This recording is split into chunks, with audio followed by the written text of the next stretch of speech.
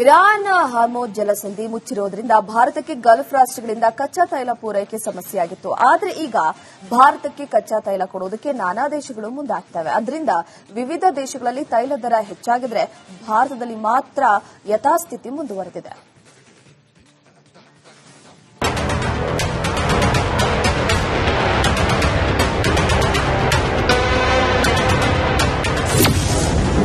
ಹಾರ್ಮೋಜ್ ಜಲಸಂಧಿ ಮುಚ್ಚಿದ ಇರಾನ್.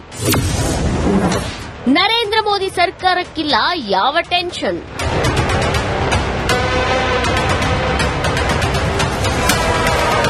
ಭಾರತವು ತನ್ನ ಇಂಧನ ಭದ್ರತೆ ಮತ್ತಷ್ಟು ಬಲಪಡಿಸಲು ಪರ್ಯಾಯ ಮೂಲ ಹುಡುಕ್ತಾ ಇದೆ. ಇದೀಗ ಆಸ್ಟ್ರೇಲಿಯಾ, ಕೆನಡಾ ಮತ್ತಿತರ ದೇಶಗಳು ಹೆಚ್ಚುವರಿ ಕಚ್ಚಾ ತೈಲ ಮತ್ತು ಅನಿಲ ಸರಬರಾಜು ಮಾಡಲು ಮುಂದಾಗಿವೆ. ಹಾರ್ಮೋಜ್ ಜಲಸಂಧಿ ಮುಚ್ಚಿದ ಇರಾನ್. ಅಮೆರಿಕ, ಇಸ್ರೇಲ್ ಜಂಟಿಯಾಗಿ ಸಮರ ಸಾರಿದ್ರಿಂದ ಇರಾನ್ ಹಾರ್ಮುಜ್ ಜಲಸಂಧಿಯನ್ನ ಮುಚ್ಚಿದೆ. ಇದೇ ಮಾರ್ಗದಿಂದ ಭಾರತಕ್ಕೆ ಬೇಕಾದ 40ರಷ್ಟು ಕಚ್ಚಾ ತೈಲ ಸಾಗಣೆಯಾಗ್ತಿತ್ತು. ಉಳಿದ 60ರಷ್ಟು ಅನ್ಯ ಮಾರ್ಗಗಳಿಂದ ಬರುತ್ತದೆ. ಕಳೆದ 10 ವರ್ಷಗಳಲ್ಲಿ ಇಂಧನ ಪೂರೈಕೆ ಜಾಲದ ವ್ಯಾಪ್ತಿ ಎಷ್ಟಿದೆ ಅಂದ್ರೆ 6 ಖಂಡಗಳಲ್ಲಿನ 27ರಿಂದ 40 ದೇಶಗಳಿಗೆ ವಿಸ್ತರಿಸಿದೆ. ಅಲ್ಲಿಂದ ಇಂಧನ ಸರಬರಾಜಿಗೆ ಯಾವುದೇ ಅಡೆತಡೆ ಇಲ್ಲ. ಹೀಗಾಗಿ ಈಗ ಉಂಟಾಗಿರೋ ಪ್ರಕ್ಷುಬ್ಧತೆಯಲ್ಲಿಯೂ ಭಾರತದಲ್ಲಿ ಇಂಧನ ಬಿಕ್ಕಟ್ಟು ಉಂಟಾಗುವುದಿಲ್ಲ. ಮಧ್ಯಪ್ರಾಚ್ಯ ಬಿಕ್ಕಟ್ಟಿನಿಂದ ಪೆಟ್ರೋಲ್ ಬೆಲೆ ಪಾಕಿಸ್ತಾನಕ್ಕೆ ಆಘಾತ ಎದುರಾಗಿದೆ. ವಿವಿಧ ದೇಶಗಳಲ್ಲಿ ದಾಖಲೆ ಪ್ರಮಾಣದಲ್ಲಿ ಜಿಗಿತವಾಗಿದೆ. ಪಾಕಿಸ್ತಾನದಲ್ಲಿ ಪೆಟ್ರೋಲ್ ಬೆಲೆ ಲೀಟರ್ಗೆ 55% ಏರಿಕೆಯಾಗಿ ₹321 ಆಗಿದ್ರೆ ಡೀಸೆಲ್ ₹335 ಆಗಿದೆ. ಇನ್ನು ಜರ್ಮನಿಯಲ್ಲಿ 22% ಮತ್ತು ಅಮೆರಿಕದಲ್ಲಿ 11.54% ಏರಿದೆ. ಇಷ್ಟೆಲ್ಲ ಆಗಿದ್ರೂ ಭಾರತದಲ್ಲಿ ಮಾತ್ರ ಪೆಟ್ರೋಲ್ ಡೀಸೆಲ್ ಬೆಲೆಯಲ್ಲಿ ಏರಿಕೆಯಾಗಿಲ್ಲ ಅನ್ನೋದು ಗಮನಾರ್ಹ. ಆದರೆ ಅಡುಗೆ ಅನಿಲ ಬೆಲೆಯಲ್ಲಿ ಮಾತ್ರ ಏರಿಕೆಯಾಗಿದೆ.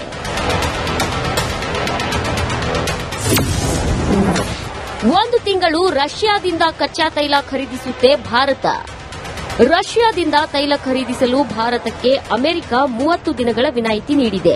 ಇಲ್ಲಿ ನಾವು ರಷ್ಯಾದಿಂದ ದುಡ್ಡು ಕೊಟ್ಟು ಖರೀದಿಸಲು ದೊಡ್ಡಣ್ಣ ಎಂಬ ದೊಣ್ಣೆ ನಾಯಕನ ಅಪ್ಪಣೆ ಬೇಕಾ ಅನ್ನೋ ಆಕ್ರೋಶವೂ ಹೆಚ್ಚಾಗಿದೆ.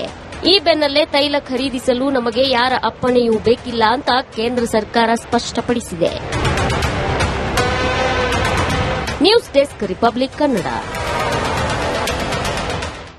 ಇರಾನ್ ಹಾರ್ಮೋಜ್ ಜಲಸಂಧಿ ಮುಚ್ಚಿರುವುದರಿಂದ ಭಾರತಕ್ಕೆ ಗಲ್ಫ್ ರಾಷ್ಟ್ರಗಳಿಂದ ಕಚ್ಚಾ ತೈಲ ಪೂರೈಕೆ ಸಮಸ್ಯೆಯಾಗಿತ್ತು. ಆದರೆ ಈಗ ಭಾರತಕ್ಕೆ ಕಚ್ಚಾ ತೈಲ ಕೊಡುವುದಕ್ಕೆ ನಾನಾ ದೇಶಗಳು ಮುಂದಾಗ್ತವೆ. ಅದರಿಂದ ವಿವಿಧ ದೇಶಗಳಲ್ಲಿ ತೈಲ ದರ ಹೆಚ್ಚಾಗಿದ್ರೆ ಭಾರತದಲ್ಲಿ ಮಾತ್ರ ಯಥಾಸ್ಥಿತಿ ಮುಂದುವರೆದಿದೆ.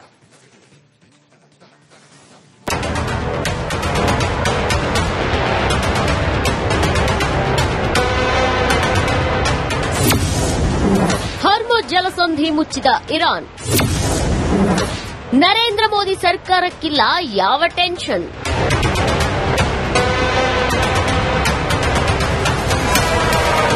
ಭಾರತವು ತನ್ನ ಇಂಧನ ಭದ್ರತೆ ಮತ್ತಷ್ಟು ಬಲಪಡಿಸಲು ಪರ್ಯಾಯ ಮೂಲ ಹುಡುಕ್ತಾ ಇದೆ. ಇದೀಗ ಆಸ್ಟ್ರೇಲಿಯಾ, ಕೆನಡಾ ಮತ್ತಿತರ ದೇಶಗಳು ಹೆಚ್ಚುವರಿ ಕಚ್ಚಾ ತೈಲ ಮತ್ತು ಅನಿಲ ಸರಬರಾಜು ಮಾಡಲು ಮುಂದಾಗಿವೆ. ಹಾರ್ಮೋಜ್ ಜಲಸಂಧಿ ಮುಚ್ಚಿದ ಇರಾನ್. ಅಮೆರಿಕ, ಇಸ್ರೇಲ್ ಜಂಟಿಯಾಗಿ ಸಮರ ಸಾರಿದ್ರಿಂದ ಇರಾನ್ ಹಾರ್ಮುಜ್ ಜಲಸಂಧಿಯನ್ನ ಮುಚ್ಚಿದೆ. ಇದೇ ಮಾರ್ಗದಿಂದ ಭಾರತಕ್ಕೆ ಬೇಕಾದ 40ರಷ್ಟು ಕಚ್ಚಾ ತೈಲ ಸಾಗಣೆಯಾಗ್ತಿತ್ತು. ಉಳಿದ 60ರಷ್ಟು ಅನ್ಯ ಮಾರ್ಗಗಳಿಂದ ಬರುತ್ತದೆ. ಕಳೆದ 10 ವರ್ಷಗಳಲ್ಲಿ ಇಂಧನ ಪೂರೈಕೆ ಜಾಲದ ವ್ಯಾಪ್ತಿ ಎಷ್ಟಿದೆ ಅಂದ್ರೆ 6 ಖಂಡಗಳಲ್ಲಿನ 27ರಿಂದ 40 ದೇಶಗಳಿಗೆ ವಿಸ್ತರಿಸಿದೆ. ಅಲ್ಲಿಂದ ಇಂಧನ ಸರಬರಾಜಿಗೆ ಯಾವುದೇ ಅಡೆತಡೆ ಇಲ್ಲ. ಹೀಗಾಗಿ ಈಗ ಉಂಟಾಗಿರೋ ಪ್ರಕ್ಷುಬ್ಧತೆಯಲ್ಲಿಯೂ ಭಾರತದಲ್ಲಿ ಇಂಧನ ಬಿಕ್ಕಟ್ಟು ಉಂಟಾಗುವುದಿಲ್ಲ. ಮಧ್ಯಪ್ರಾಚ್ಯ ಬಿಕ್ಕಟ್ಟಿನಿಂದ ಪೆಟ್ರೋಲ್ ಬೆಲೆ ಪಾಕಿಸ್ತಾನಕ್ಕೆ ಆಘಾತ ಎದುರಾಗಿದೆ. ವಿವಿಧ ದೇಶಗಳಲ್ಲಿ ದಾಖಲೆ ಪ್ರಮಾಣದಲ್ಲಿ ಜಿಗಿತವಾಗಿದೆ. ಪಾಕಿಸ್ತಾನದಲ್ಲಿ ಪೆಟ್ರೋಲ್ ಬೆಲೆ ಲೀಟರ್ಗೆ 55% ಏರಿಕೆಯಾಗಿ ₹321 ಆಗಿದ್ರೆ ಡೀಸೆಲ್ ₹335 ಆಗಿದೆ. ಇನ್ನು ಜರ್ಮನಿಯಲ್ಲಿ 22% ಮತ್ತು ಅಮೆರಿಕದಲ್ಲಿ 11.54% ಏರಿದೆ. ಇಷ್ಟೆಲ್ಲ ಆಗಿದ್ರೂ ಭಾರತದಲ್ಲಿ ಮಾತ್ರ ಪೆಟ್ರೋಲ್ ಡೀಸೆಲ್ ಬೆಲೆಯಲ್ಲಿ ಏರಿಕೆಯಾಗಿಲ್ಲ ಅನ್ನೋದು ಗಮನಾರ್ಹ. ಆದರೆ ಅಡುಗೆ ಅನಿಲ ಬೆಲೆಯಲ್ಲಿ ಮಾತ್ರ ಏರಿಕೆಯಾಗಿದೆ.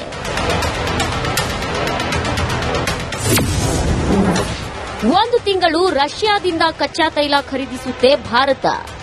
ರಷ್ಯಾದಿಂದ ತೈಲ ಖರೀದಿಸಲು ಭಾರತಕ್ಕೆ ಅಮೆರಿಕ 30 ದಿನಗಳ ವಿನಾಯಿತಿ ನೀಡಿದೆ. ಇಲ್ಲಿ ನಾವು ರಷ್ಯಾದಿಂದ ದುಡ್ಡು ಕೊಟ್ಟು ಖರೀದಿಸಲು ದೊಡ್ಡಣ್ಣ ಎಂಬ ದೊಣ್ಣೆ ನಾಯಕನ ಅಪ್ಪಣೆ ಬೇಕಾ ಅನ್ನೋ ಆಕ್ರೋಶವೂ ಹೆಚ್ಚಾಗಿದೆ. ಈ ಬೆನ್ನಲ್ಲೇ ತೈಲ ಖರೀದಿಸಲು ನಮಗೆ ಯಾರ ಅಪ್ಪಣೆಯೂ ಬೇಕಿಲ್ಲ ಅಂತ ಕೇಂದ್ರ ಸರ್ಕಾರ ಸ್ಪಷ್ಟಪಡಿಸಿದೆ. News desk Republic Kannada. Iran Hormuz ಜಲಸಂಧಿ ಮುಚ್ಚಿರುವುದರಿಂದ ಭಾರತಕ್ಕೆ ಗಲ್ಫ್ ರಾಷ್ಟ್ರಗಳಿಂದ ಕಚ್ಚಾ ತೈಲ ಪೂರೈಕೆ ಸಮಸ್ಯೆಯಾಗಿತ್ತು. ಆದರೆ ಈಗ ಭಾರತಕ್ಕೆ ಕಚ್ಚಾ ತೈಲ ಕೊಡುವುದಕ್ಕೆ ನಾನಾ ದೇಶಗಳು ಮುಂದಾಗ್ತವೆ. ಅದರಿಂದ ವಿವಿಧ ದೇಶಗಳಲ್ಲಿ ತೈಲ ದರ ಹೆಚ್ಚಾಗಿದ್ರೆ ಭಾರತದಲ್ಲಿ ಮಾತ್ರ ಯಥಾಸ್ಥಿತಿ ಮುಂದುವರೆದಿದೆ.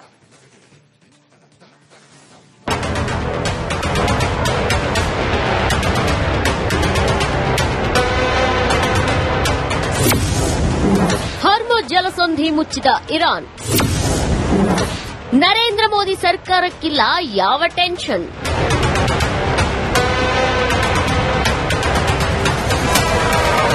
ಭಾರತವು ತನ್ನ ಇಂಧನ ಭದ್ರತೆ ಮತ್ತಷ್ಟು ಬಲಪಡಿಸಲು ಪರ್ಯಾಯ ಮೂಲ ಹುಡುಕ್ತಾ ಇದೆ. ಇದೀಗ ಆಸ್ಟ್ರೇಲಿಯಾ, ಕೆನಡಾ ಮತ್ತಿತರ ದೇಶಗಳು ಹೆಚ್ಚುವರಿ ಕಚ್ಚಾ ತೈಲ ಮತ್ತು ಅನಿಲ ಸರಬರಾಜು ಮಾಡಲು ಮುಂದಾಗಿವೆ. ಹಾರ್ಮೋಜ್ ಜಲಸಂಧಿ ಮುಚ್ಚಿದ ಇರಾನ್. ಅಮೆರಿಕ, ಇಸ್ರೇಲ್ ಜಂಟಿಯಾಗಿ ಸಮರ ಸಾರಿದ್ರಿಂದ ಇರಾನ್ ಹಾರ್ಮುಜ್ ಜಲಸಂಧಿಯನ್ನ ಮುಚ್ಚಿದೆ. ಇದೇ ಮಾರ್ಗದಿಂದ ಭಾರತಕ್ಕೆ ಬೇಕಾದ 40ರಷ್ಟು ಕಚ್ಚಾ ತೈಲ ಸಾಗಣೆಯಾಗ್ತಿತ್ತು. ಉಳಿದ 60ರಷ್ಟು ಅನ್ಯ ಮಾರ್ಗಗಳಿಂದ ಬರುತ್ತದೆ.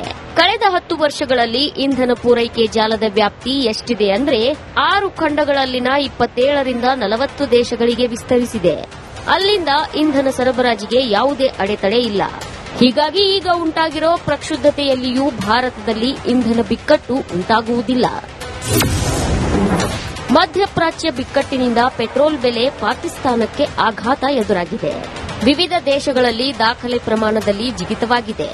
ಪಾಕಿಸ್ತಾನದಲ್ಲಿ ಪೆಟ್ರೋಲ್ ಬೆಲೆ ಲೀಟರ್ಗೆ 55% ಏರಿಕೆಯಾಗಿ 321 ರೂಪಾಯಿ ಆಗಿದ್ರೆ ಡೀಸೆಲ್ 335 ರೂಪಾಯಿ ಆಗಿದೆ. ಇನ್ನು ಜರ್ಮನಿಯಲ್ಲಿ 22% ಮತ್ತು ಅಮೆರಿಕದಲ್ಲಿ 11.54% ಏರಿದೆ. ಇಷ್ಟೆಲ್ಲ ಆಗಿದ್ರೂ ಭಾರತದಲ್ಲಿ ಮಾತ್ರ ಪೆಟ್ರೋಲ್ ಡೀಸೆಲ್ ಬೆಲೆಯಲ್ಲಿ ಏರಿಕೆಯಾಗಿಲ್ಲ ಅನ್ನೋದು ಗಮನಾರ್ಹ. ಆದರೆ ಅಡುಗೆ ಅನಿಲ ಬೆಲೆಯಲ್ಲಿ ಮಾತ್ರ ಏರಿಕೆಯಾಗಿದೆ.